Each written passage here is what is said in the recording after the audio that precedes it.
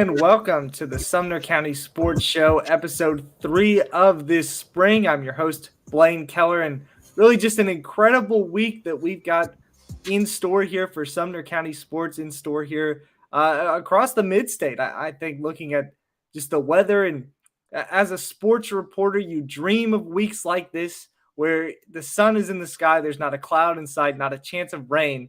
Now that I've said that, I've probably jinxed myself, but I think me personally, I either wish for a week full of rain, say that 3 times fast, or a week full of sunshine, do everything or nothing. But we've got a great show planned for you this week, just paired up with a great amount of coverage coming from the Sumner County area.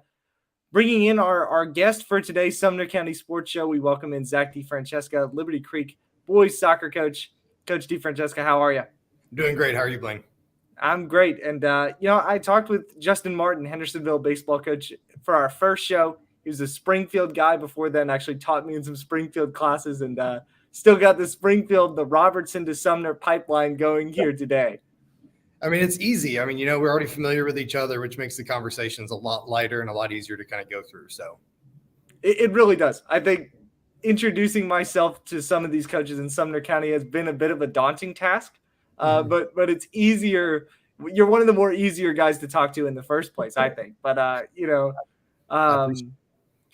going into your first season here at Liberty Creek, as we mentioned, from Springfield last season and a couple of years before that, 9 matches in. After I believe 9 matches. Is that right?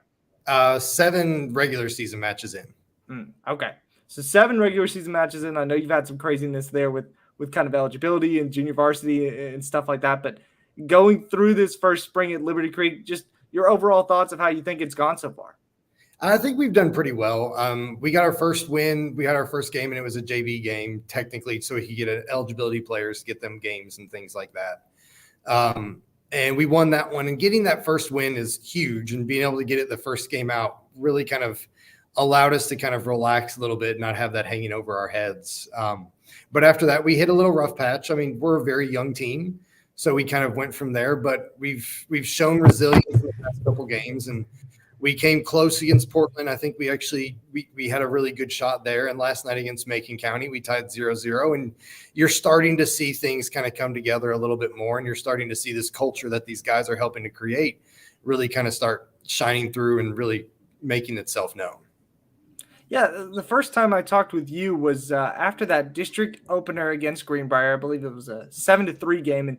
And you mentioned to me that there are a few guys on your team that you are teaching the game of soccer to. They've never played soccer, period. What I was really curious about, give us some insight as to what that looks like. Maybe in those early season practices before the season started, how did you teach the game of soccer to them?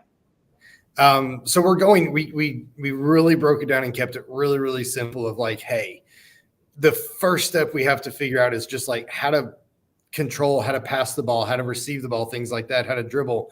And a lot of these guys, their first thing is like, well, how do I shoot? What do I need to do to shoot the ball? And we're like, we'll get the shooting later. But right now we need to make sure that when we pass you the ball, it's not going to bounce off your foot like a brick wall. You can dribble the ball, things like that. So we've kept it really, really simplified for them. We've put them in a position on the field to where they're not having to make a lot of decisions when we go through. And we've broke it down really simple of like, hey, when you receive the ball, you have 3 things you can do. You can dribble, you can pass, you can shoot. And that's all you really have to worry about from that point on. And they've taken this coaching really, really well. We've gotten lucky. We have 6 kids who have never played soccer before.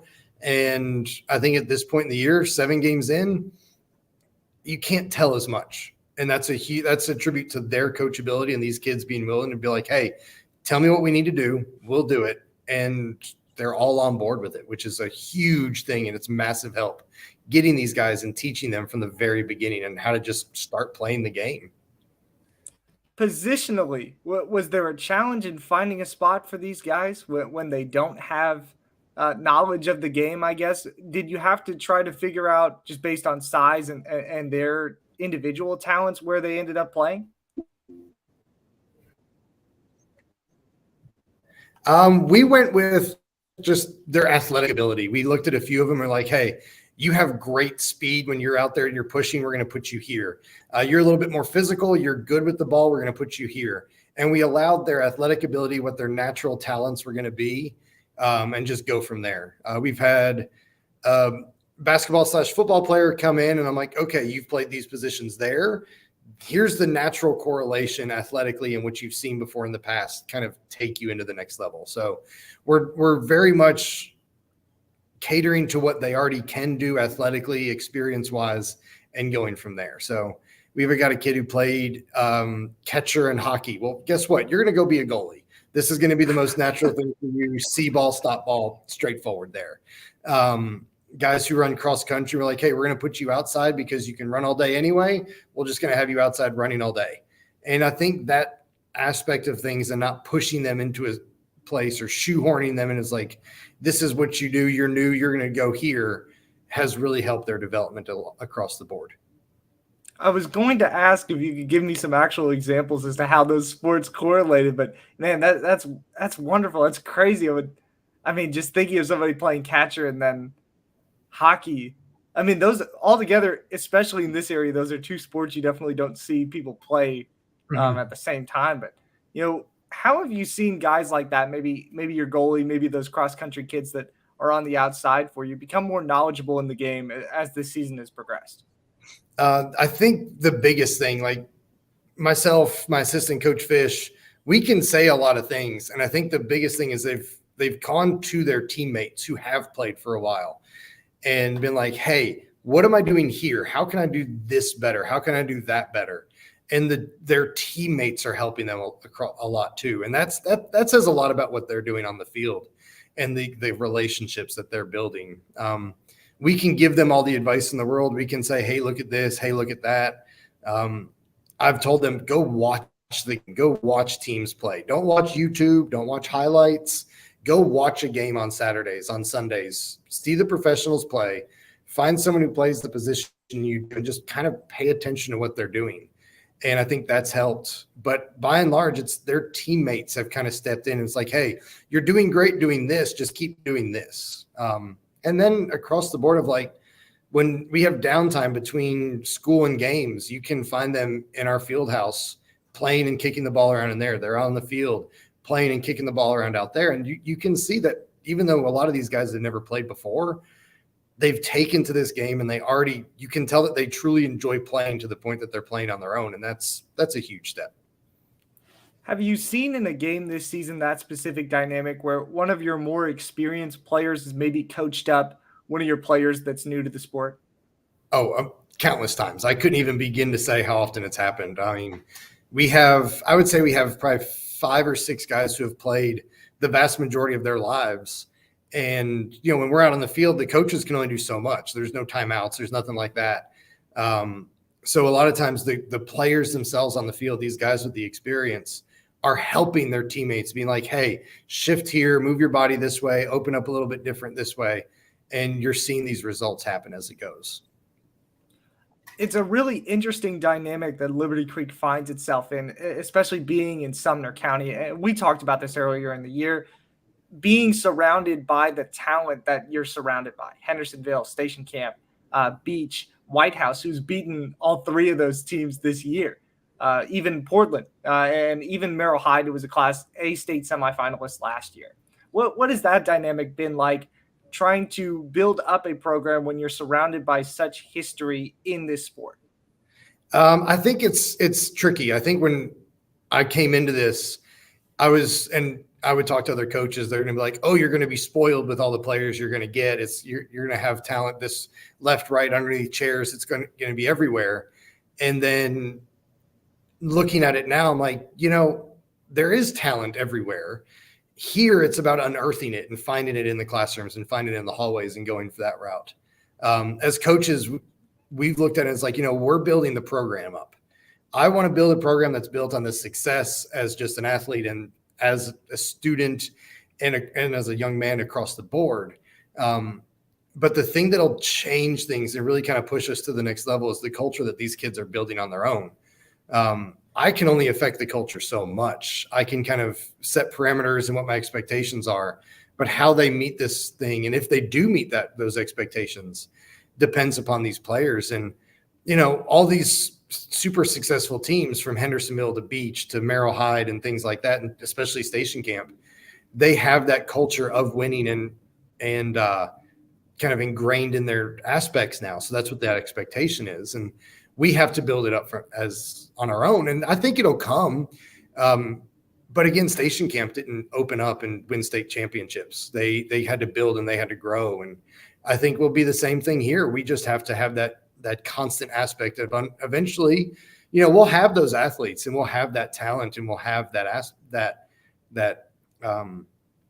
skill base that's going to come in. But right now, we've got 20 guys that are out there and they're learning and they're willing to learn and they're wanting to get to that point. And that culture of wanting to get better is going to pervade no matter how good of players you have.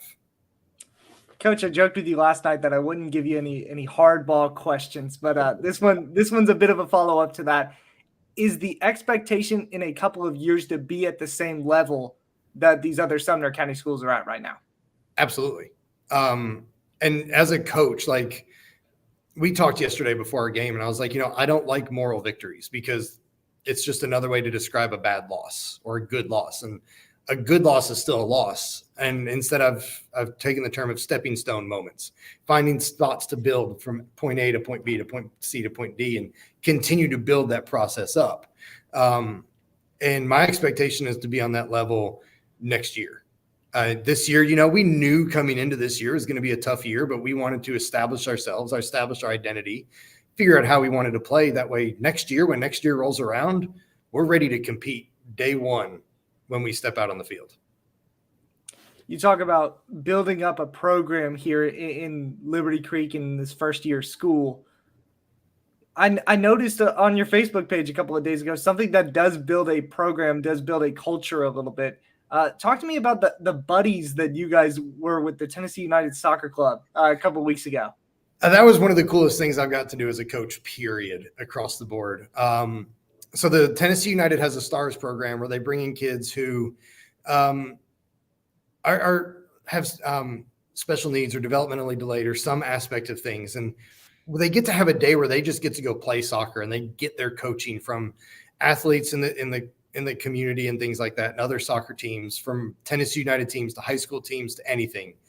And getting to bring our guys out there, and the girls came out there and the girls team went in the fall as well. But getting to bring our guys out there, I think really, man, it was one of the coolest things that I've gotten to do as a coach, period, to kind of, it really kind of brings everything back into perspective of this is a game. And man, there's kids that they love to just get out there and go play. And sometimes we forget that as coaches, as players, we're out there competing and we forget that it is a game. And no matter what level you're at, it's still a game. Some people get paid a lot of money just to go play the game, and others are just happy to step out on that field and get to go play. And getting to be out there and seeing these kids smile and laugh and have fun and beat some of our kids as they're going out there and playing was easily one of the coolest things I've gotten to do as a coach. And that says a huge thing because it builds that for the players. It kind of brings them in together and kind of helps like I said, put things back into perspective and reestablish our purpose as players.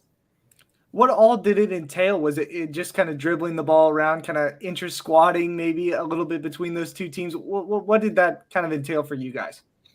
So that day we came out and, every two players get a buddy and you go through drills with them. We practice on passing, receiving the ball, dribbling the ball, playing defense a little bit. And that's about the first 30, 40 minutes.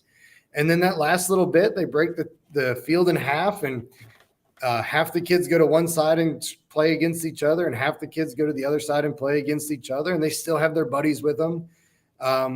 So it looks chaotic when you're out there just watching it, but when you're with them and you see everything happening, it's really cool. And like, these kids are getting real instruction. They're getting real coaching and stuff. There's drills that like we've done. I mean, it's simple, basic things of passing the ball, receiving and passing and things. And these kids are out there doing it and they're having a blast with it. So you talk about special moments, Coach, and this is the last one for you here, but I'd be remiss not to ask you about this game against Springfield that's coming up against the team that you got your head coaching start in at the high school level in Tennessee. How special will that moment be for you, and how special will it be for your assistant coach, Stephen Tidwell, that will want to beat you, and the players at Springfield that will likely want to hand you that loss as well?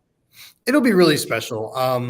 So like here I've started the program, and there I kind of helped redirect that culture and kind of get things going back to where they're at now. And all the seniors that are there were the first class that I would have brought in as freshmen, and kind of built up and things like that. So it'll be really special to see these guys. I'll be honest, when we were playing Greenbrier, I got many scouting reports from former players of being like, hey, watch him. This is what they're going to do. This is this is that. So as well, I'm not there anymore. I still am very much in touch with these guys. I still talk to Coach Tidwell on a regular basis, kind of going over things from soccer to teaching to just life. He's a former assistant, but he's still a good friend of mine. So there is that. But it'll be really special to kind of get out there, see these guys again. We're going to do everything we can to beat these guys. I know it's their senior night, but I've let them know that I'm not going to let them off easy. But, I mean, it'll be really cool and kind of a good experience to get out there with them and go from there. But hopefully by that point, my boys are going to be rolling a little bit. We'll have some momentum going in there. So they'll have something to have to deal with. First-year Liberty Creek boys soccer coach Zach DiFrancesco joining us today on the Sumner County Sports Show. Coach, thank you so much for your time. Really appreciate it. Not a problem. Anytime. Thanks, Blaine. Thanks, Coach. We're going to take a break here on the Sumner County Sports Show, brought to you by the Tennessee Highway Safety Office, where fans don't let fans drive drunk. We'll come back with some Sumner County storylines to watch out for. Stay tuned.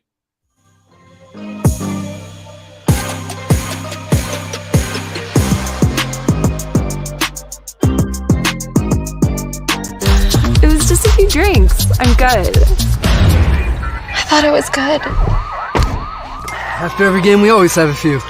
It's no big deal. It was no big deal. Hey, I can hold my liquor. I thought I could hold my liquor.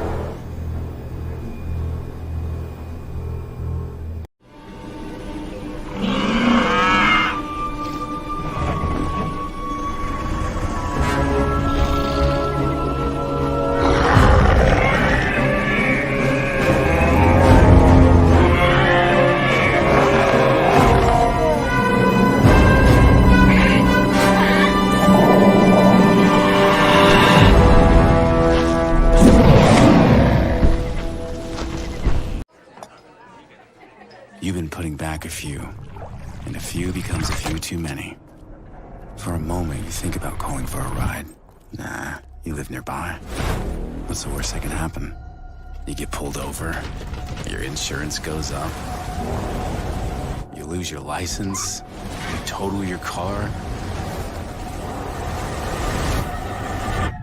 you kill someone.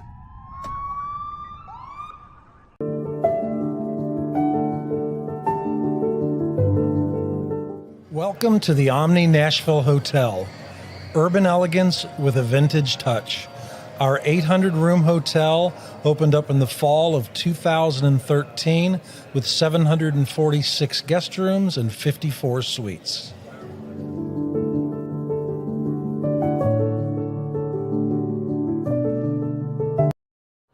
Walmart Supply Chain is hiring in Lebanon. Earn up to $22.25 an hour when you join our new fulfillment center. Enjoy competitive pay and premium perks, including 100% paid college tuition, 401k match, flexible schedules, a free Walmart Plus membership that includes discounts, and free Paramount Plus, paid time off, and so much more. Fulfilling work starts right here.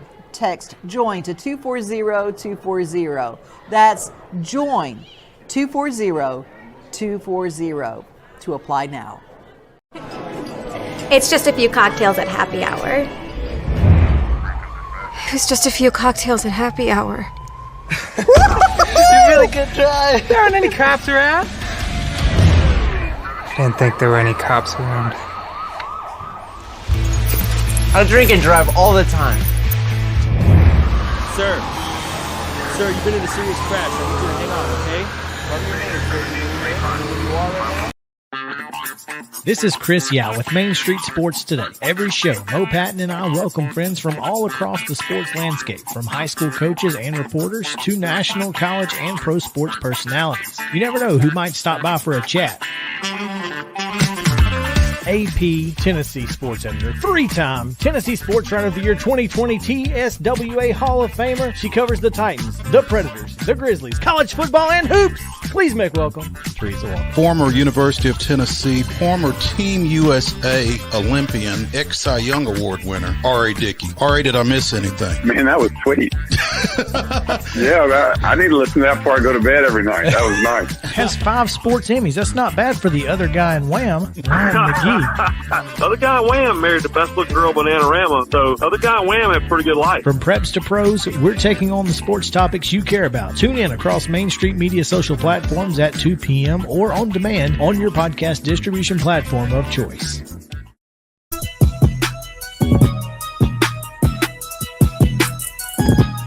Welcome back to the Sumner County Sports Show, brought to you by the Tennessee Highway Safety Office, where fans don't let fans drive drunk. So grateful to Liberty Creek boys soccer coach Zach DeFrancesca for joining us today. If you could tell, I think we've kind of bookended very comfortable interviews for me here, starting with Hendersonville baseball coach Justin Martin. Third one here on the Sumner County Sports Show with DeFrancesca. Like I said, really comfortable with those guys, really know them well, and grateful for them kind of helping me in this transition from Robertson to Sumner County. Let's give you a little bit of some Sumner County storylines, starting off with 10-4A softball. That district, as I mentioned last week, was really in sole possession of Beach, who had beaten every team that it had faced in the district up through the first round through. Then things got weird, got a little strange. Beach suffered its first district loss to Gallatin on Tuesday.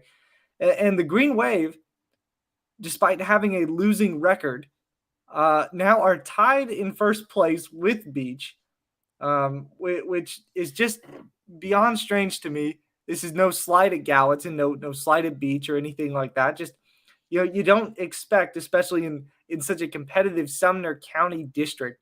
I don't think I expected to see a team like Gallatin that doesn't have a winning record to be at the top of the district standings, but here we are. And then the weirdest part, I think, Station Camp, two-time reigning district champion, won back-to-back years over Beach, holds a 3-2 mark in league play. So really, I think I heard during some region basketball action, Gallatin coach Michael Raper was officiating a game, and he mentioned to myself and our photographer Phil Stouter that it was really an open league this year, and so far he's not wrong. Second storyline here in Sumner County, Hendersonville baseball staying hot, taking the first of 2 games against Beach yesterday. Just another phenomenal performance from Belmont commit Lake Morris. He's done a fantastic job, and Hendersonville handed Beach their first shutout of the year. Beach had not been shut out in, I think, the 20-something games that they had played up to that point, and Hendersonville was the first to do it thanks to Lake Morris and his phenomenal pitching. I think he still holds an ERA under 1. So really impressive stuff there. And then you've got the finale of that series tonight at Beach, I believe. That's where I will be.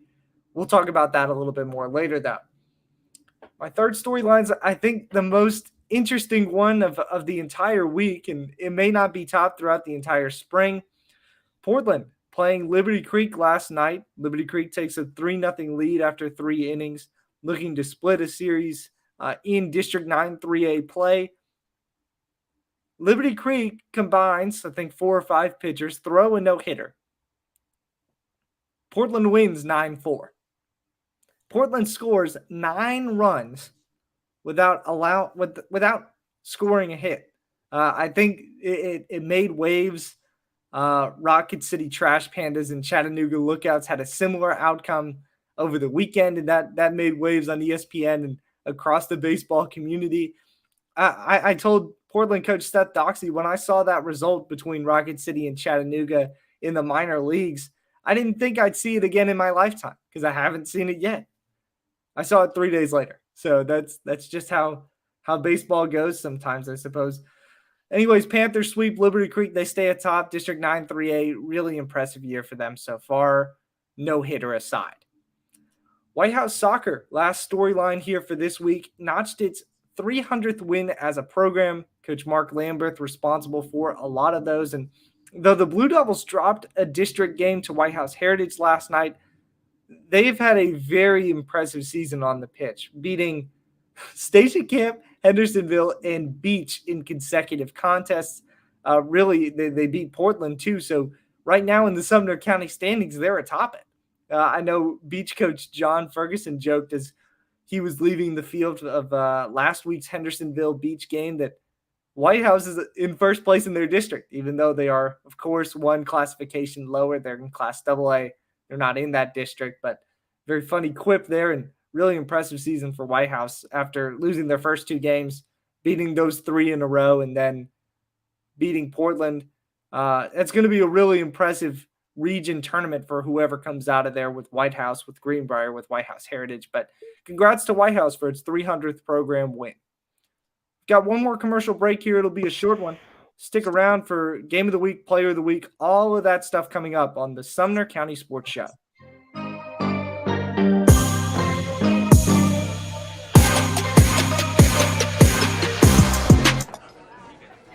You've been putting back a few, and a few becomes a few too many.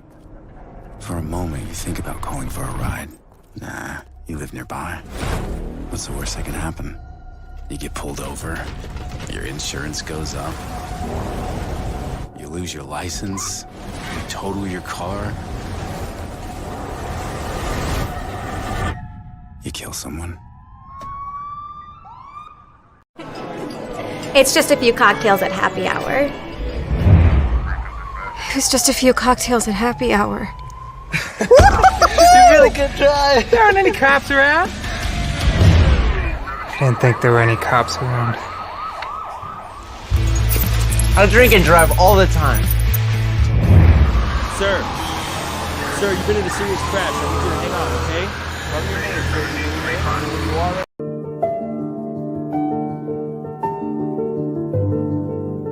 Welcome to the Omni Nashville Hotel. Urban elegance with a vintage touch. Our 800-room hotel opened up in the fall of 2013 with 746 guest rooms and 54 suites.